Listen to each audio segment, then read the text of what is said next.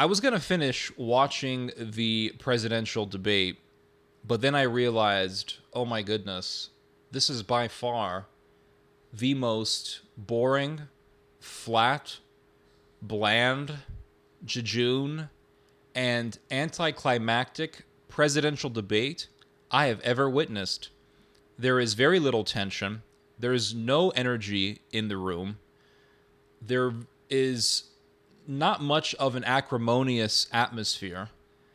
And the reason for this is because they have a set of rules that they have imposed on this debate, and it makes for a very, very boring discussion. For one thing, they cannot disrupt each other. What kind of a freaking debate is this when the opponents cannot disrupt each other? And the first topics of discussion were interesting and very, very relevant and very pertinent. Ukraine, Israel, abortion, very important topics because they are very relative to geopolitics, what the future holds, and they're very relative to morals, especially with the topic of abortion. And Donald Trump said, if we do not control Roe v. Wade, if we don't control the policy for abortion, the Democrats are just going to have no limits on abortion. And he gave the example of Virginia, where the governor of Virginia said, well, we'll just take the baby aside and then we'll discuss what we want to do with the just born infant. And Biden said, that's not true. And it is actually true, because if you don't put limits on abortion, that's what eventually will happen. And then the topics became so bland for me. They're talking about childcare, and they're talking about how to help black people get more jobs. And then you have Donald Trump. What did Donald Trump say? He said, the black job. This was so. I will say there was some very, very funny moments in this debate. Although I don't think it was intentionally funny, but just naturally, just by itself, it was just funny. Donald Trump said, "Oh yeah," and Donald Trump, he kept deflecting to the topic of immigration.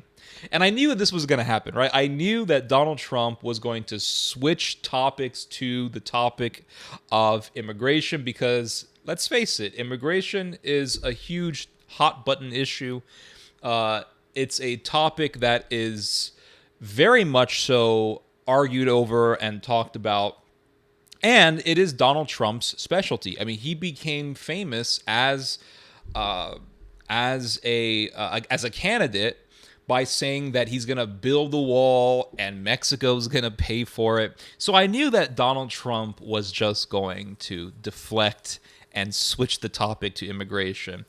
And when it came to the topic of employment amongst African Americans, Donald Trump said, this man has opened up the border and he's letting in all the hordes of Central Americans and South Americans and Mexicans, and they're ruining it for black people. Black folks are really hurting because of immigration.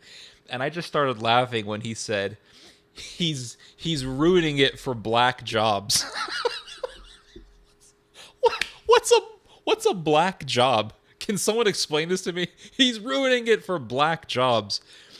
And it just became ridiculous. And they're talking about fentanyl and addiction as if, the president's going to make someone not be an addict. People are addicts because they make wrong choices. And I just don't see how a president can convince someone not to be a drug addict. I mean, America has always had drug addicts. I've been seeing drug addicts in America my entire life, as far back as I can remember.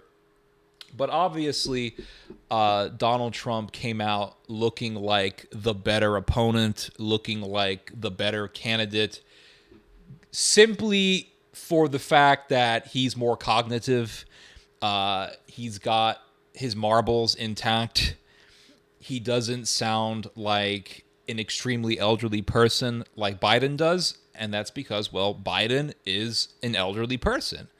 Biden as the lady in the debate said, will be 86 after the next presidency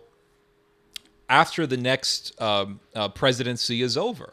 He's going to be 86. So if he wins a second time, is he really going to make it to 86? I don't know. Most people don't really make it to that age.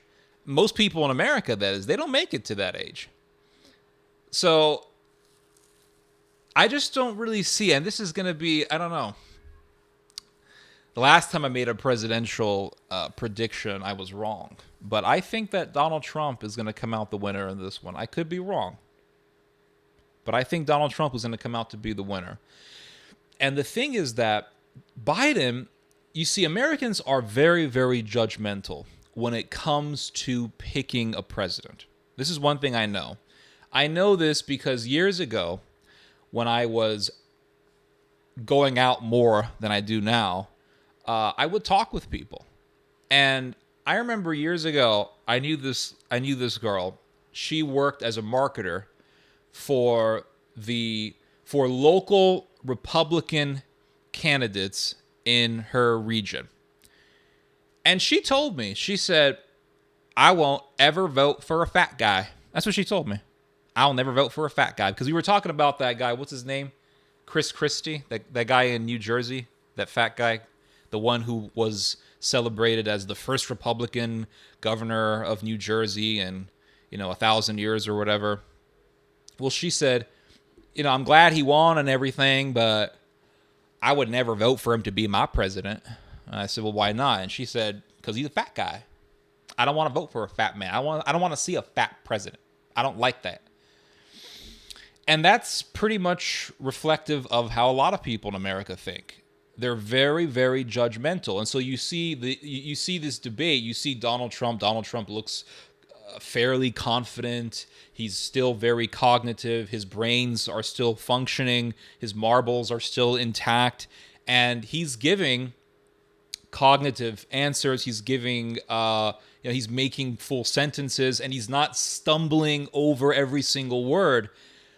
Whereas Biden is constantly stumbling. He's stumbling over every single word, and he's making these huge exaggerations. I mean, Donald Trump was also making huge exaggerations, but Biden, the difference is that Trump was making extreme exaggerations, but he was saying it in a way that sounded like he is still mentally functional. Biden was making big exaggerations, but he was constantly stumbling over his words and sounding like his brains are not fully functional. And they're not. And so, for example, Biden would say things like, I'm trying to mimic him. Donald Trump, he's going to destroy Social Security, and the police hate him, and 76 constitutional scholars all said that Donald Trump is the worst president in American history. History. I mean, just constantly stumbling over his words. And Trump kept saying, and this is one thing I always find funny about these debates, is that both opponents will always accuse each other of being the worst ever, right? Because Trump was the president at one point in time. Biden is the president right now. And you have Trump saying Biden is the worst president in American history. The worst president ever.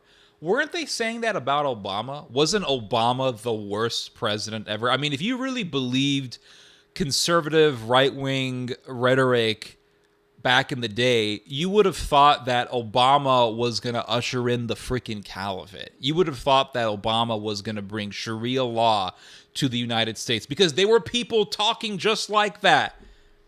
Over 10 years ago when Obama was president, there were people talking just like that. Oh, he's going to bring Sharia law. ISIS is going to cross the border. They're going to take over Texas. Oh, yes, ISIS, a bunch of pajama terrorists wearing their sandals are going to cross the border. They're going to take over Texas and establish a caliphate. Yeah, they're going to take over a state of 20-something million people who are armed to their freaking teeth. Yeah. So Obama was the worst president. Now Biden is the worst president ever. And then Biden says, no, Trump is the worst president ever. And they're both awful. They both have been the worst presidents ever. And all these exaggerations are just, to me, they're just stupid. Really, they are. They're silly. Because Obama was the worst president ever. Now Biden is the worst president ever. And then Trump said, oh, there's no borders in America. There's not even borders between the states because we're allowing in all these gazillion migrants. And he kept flipping it to that issue because, let's face it, that's his specialty. The thing about these debates is that they're just entertainment. They're not really changing the outcome of the election because people have already made up their minds. I mean, they might change some things here and there, right? They might change someone's mind, who knows? But from the way I see it, people have already made up their minds. And at this point, a debate is basically a football game. You're watching your two big political football teams go head to head against each other, and that's it. That's what this is. It's entertainment. The presidential debates have always been entertainment. That's it. I remember when Romney and Obama were campaigning against each other. And I remember I was staying at this couple's house because I was doing some work in a different city for a little bit. And they were going to watch the presidential debate between Romney and Obama, and I watched it with them. And this couple were Republican, and they had already made up their minds. They were already rooting for Romney. They weren't going to change because Obama said something. Oh, Obama, he kind of sounded like Martin Luther King Jr. for a second there. I'm going to change my mind. They weren't going to change anything. You know, they weren't looking up to Obama like he was Kofi Annan and he inspired them because he said something about how there's going to be a great change in the world or something like that. Those people had already made up their minds. People have already made up their minds. The thing is that the dynamics of being a Republican have changed. It's not the same thing. I was watching this video that was uploaded back in 2012.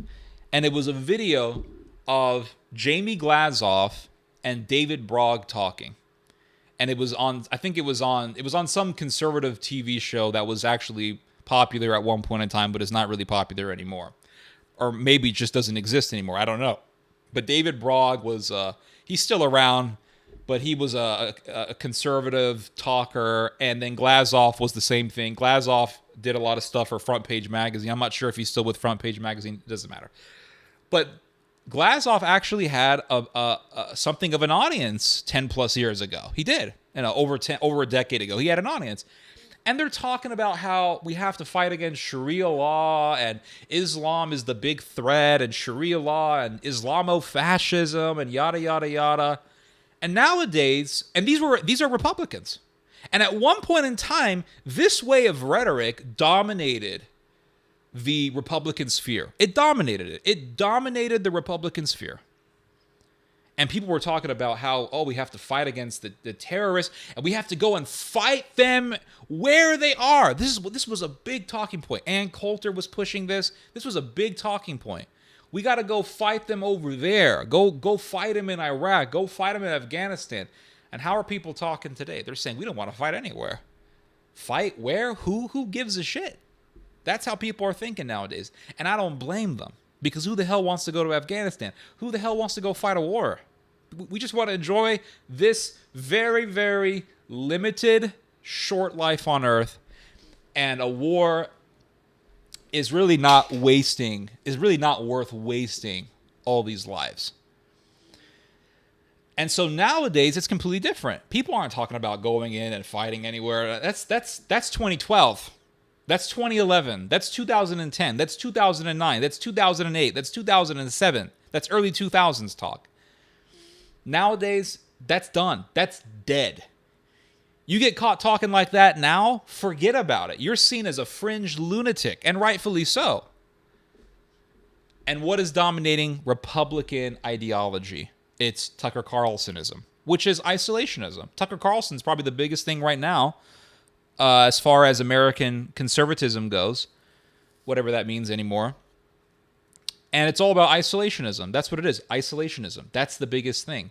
And what is Trump about? Trump is about isolationism. That's his base. His base in America is isolationists, libertarians, and then you have the pro-life evangelicals. That's Trump's base. And they are dominating. More so the isolationists than the evangelicals, but still, those people are dominating. They're dominating the meta-political realm.